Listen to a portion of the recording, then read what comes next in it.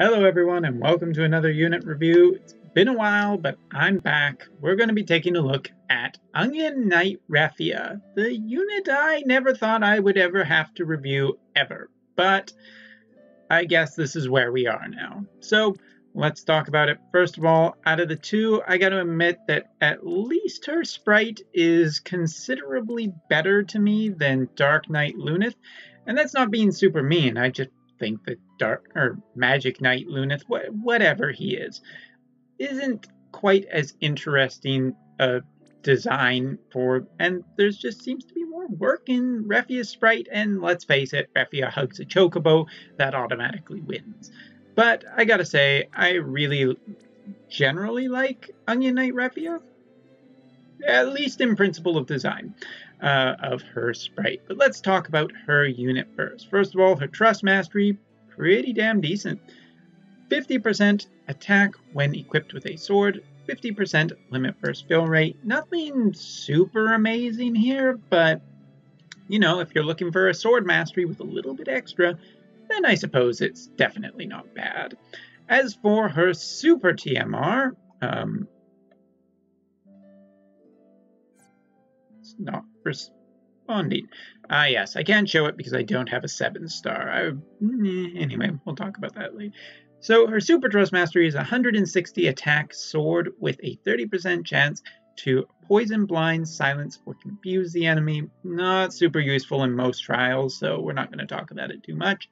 And a skill that gives 30% extra to attack, defense, magic, and spirit. Now, that's considerably better.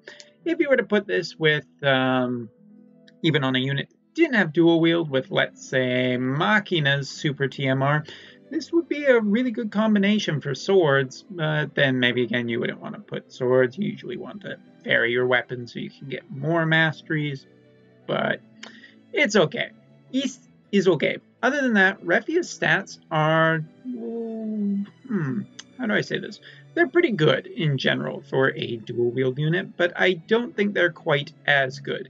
At a 7-star, she can get an extra 50 points from her attack stat, as well as 198 base attack, so that's fairly decent. It's definitely not going to be breaking any records or anything. But also she has a general good amount of stats you can put into every stat. Defense, magic, and spirit all get an extra 50 points. Magic, definitely not as important, but still fairly good. Her weapon equipment range is super nice. Just being able to essentially equip almost everything. Lots of variance into what she can equip, so good for new players. As for her limit burst, now her 7-star limit burst, which again, I don't have, but it's fine. With her TMR equipped, and you probably want to equip her TMR, maxed out is a 1600% 10-hit physical attack with a 5-turn debuff of 80% to fire, wind, water, and earth. Almost sounds like a band name song, but honestly, that is super nice, I gotta say. The debuff of 80% to all of those elements is pretty good. In general, you usually want to just focus on one element, but having coverage of multiple elements, it's nice. Also gives a 300% damage modifier to a couple of her abilities, so her limit burst giving extra bonus to other attacks that which she'll be using afterwards in a chainer. Yeah, it's pretty darn good. Magic spell-wise, though, Refia does add a few things to traditional Immune Knight, such as Full Life, Dispel, and Kiraga, Isuna, which are all okay, but she doesn't have dual cast, so using this kind of breaks the synergy. If you're doing a limit burst and then you have to use her Full Life, it kind of breaks it a little bit. Even if that boost of 300% is for 5 turns, it's a nice backup to have these healing abilities, but not super important. Now, just like traditional Onion Knight, there's a lot of the same stuff here, it feels like. Wielding 2 weapons right from the get-go makes her a great unit for beginner accounts. Extra to attack, magic, spirit, and defense throughout her kit. And the Kaza's Pendant, giving her silence, paralyze, confuse, and petrify resist, is rather nice. Other than that, sword mastery, super good. some water and dark elemental resistance, and 50% versus Aquan and Undead means that natural killers in her ability is pretty nice. She has some buffing the entire party abilities of 100% to defense and attack, and an AoE 100% limit burst fill rate. 30% to MP and 5% MP recovery is pretty standard in most units nowadays, so it's good. It means that she's generally good for her own MP. Natural limit burst fill rate, which is nice because that limit burst is fairly damn good. 450% single target 12 hit physical attack that grants an extra ability for the other turn. And all of that is super, super good. That extra ability is a 550% single target 12 hit physical attack. Dual wielding, basically she's a chainer. But what makes her kind of interesting too is her abilities that give a single target 5 turn minus 60% to either wind, fire, water, or earth, depending on which ability you use, and then grants her that ability or that element on her attacks. It means that you can be pretty free in what kind of weapons you're equipping, debuffs the enemy for that element, grants her her bigger chaining ability, and gives her that element for 5 turns. That's all really, really, really nice if these elements are good in that fight. If they're not, then it's not quite as good. And of course, you have to use a turn setting up, in which case you better hope that somehow she doesn't die, because then you're going to have to spend another turn resetting up. Now, getting into her 7-star here, by equipping her own TMR, which might as well, she's going to be probably equipped with a sword to get her sword mastery, 30% attack, 20% to water and dark resistance, gain 2 limit burst crystals, and gives the limit burst upgrade. Her cooldown ability, available turn 1, 3-turn cooldown for 99 MP, gives cure all ailments and in 3-turn plus 110% to defense and spirit and 60 MP for the party. Now, that's all good and nice. It can get you out of some tough spots. Again, it takes away a little bit from just the attacking synergy. So I'm not sure quite how I feel about that. The rest of her 7-star kit gives some, 30% to attack, 20% to defense, spirit, and HP. Her other cooldown ability, available turn 3, 2-turn cooldown, is a 600% AoE 20 hit physical attack, ignoring 50% defense.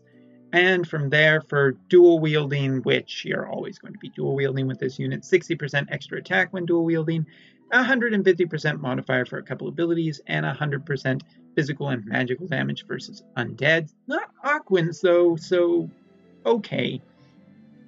So how do I feel about this girl? Well, she's cute. She's definitely going to be getting a lot of people to pull for her because, Refia is a fan. And in general, if you're running already Onion Knight, she's kind of the perfect extra person. Or if you have Sephiroth too, there are plenty of chaining partners for Onion Knight Refia. It's fine. We're just a little overburdened. Because my exploration gives me all of these stones, I don't actually need.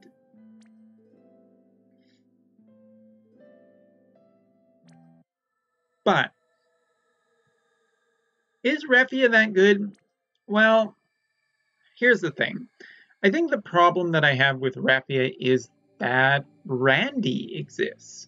And 7-star Randy is just so much better for a whole bunch of reasons. We're going to be taking... Actually, we'll take a Randy just to kind of highlight what I'm talking about.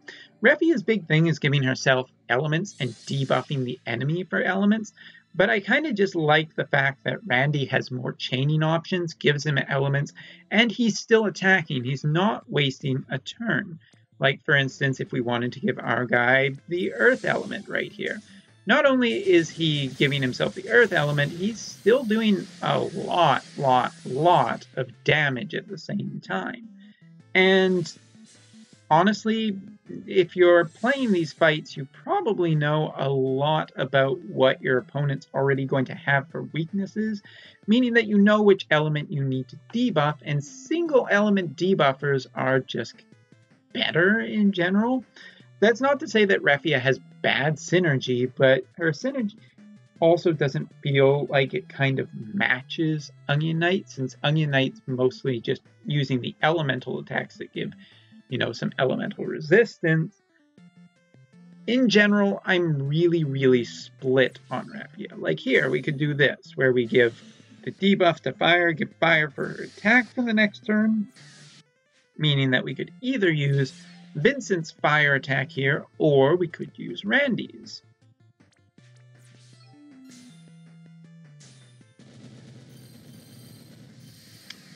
Long story short, I think her kit is definitely a step up from regular Onion Knight. And I really like that she does have some pretty strong attacks. Natural dual wield, it makes her a really good starting unit. And for anyone who's looking for a chaining partner with Sephiroth or regular Onion Knight, then she can do a lot of chaining. Of course, she does have some attacks that feel like they really only chain with herself, but out of the two units, I definitely prefer her as opposed to Magic Knight Luneth. But I still kind of like units like Tifa a little bit better. So, yeah, nothing against Onion Knight Refia. And no, you know what? I do like her, but not enough to pull super hard for her, because I have a feeling that a CG unit is probably going to be announced today. Won't be out till the 10th, but going to be announced today.